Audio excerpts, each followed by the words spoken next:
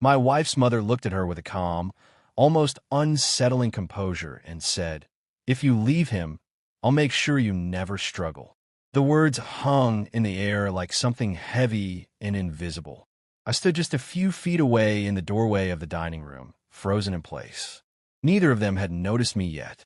My wife, Charlotte Monroe, sat upright in her chair, her fingers lightly gripping the edge of the table as if it were the only thing holding her steady.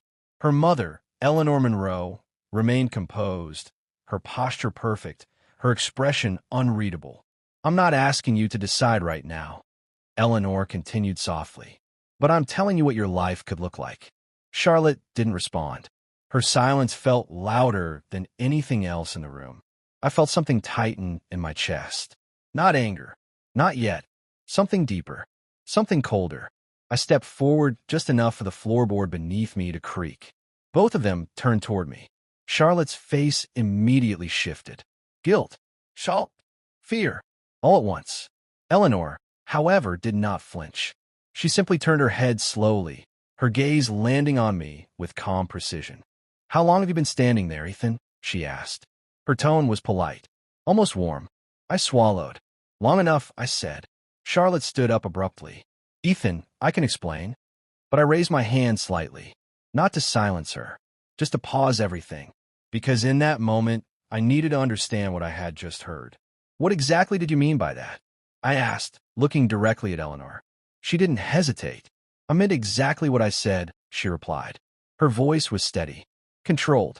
"If Charlotte chooses to leave this marriage, I will ensure she is financially secure, socially protected, and professionally supported."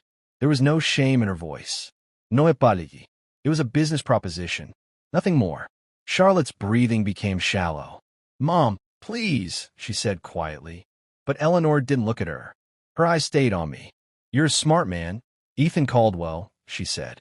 "You understand how the world works." I let out a quiet breath.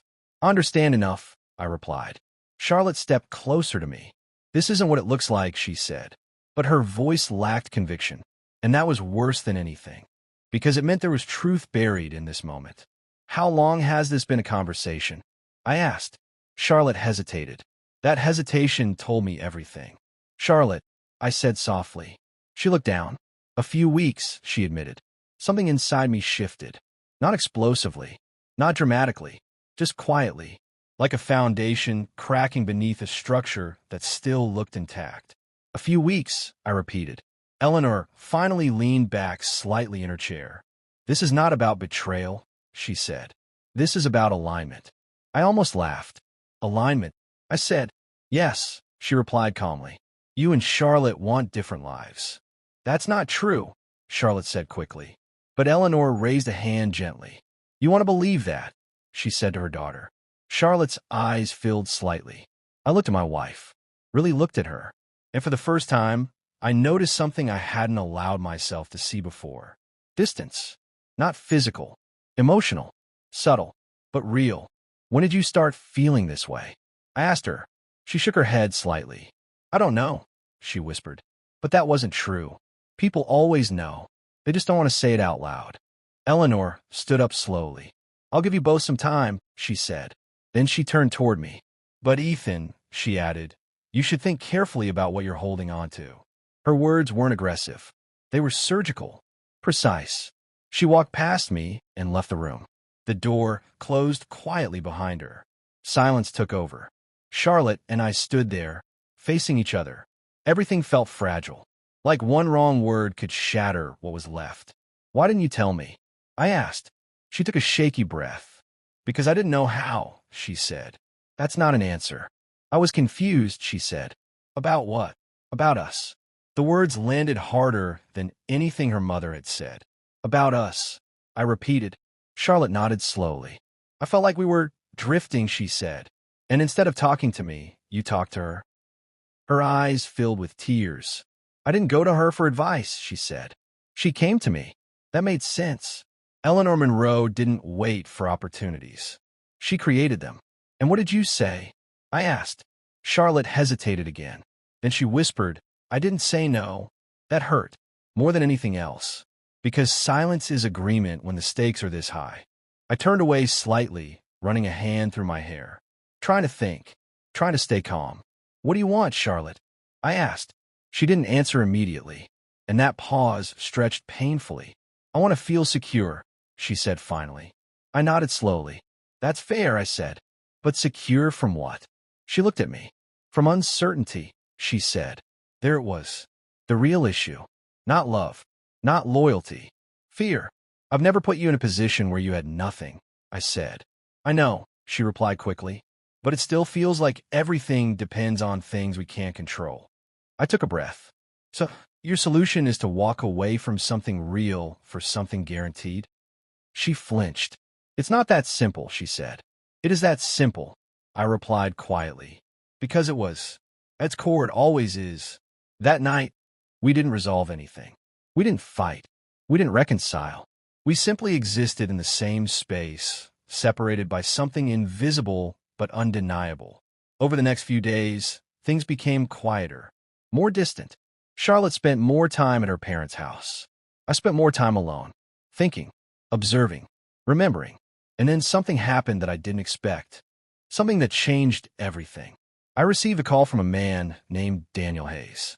He introduced himself as a financial consultant, but his tone suggested something more. I believe you should know what's being arranged, he said. I felt a chill run through me. What are you talking about? I asked. There was a pause. Then he said, your mother-in-law is preparing a trust. My grip tightened on the phone. A trust, I repeated. Yes, he said. In Charlotte's name. I felt my chest tighten. And, I asked. And it includes a clause, he said. A clause. Of course it did. What clause? I asked. Silence lingered for a moment. Then he said, it becomes fully accessible upon legal separation from you. Everything became clear in that moment. This wasn't just influence.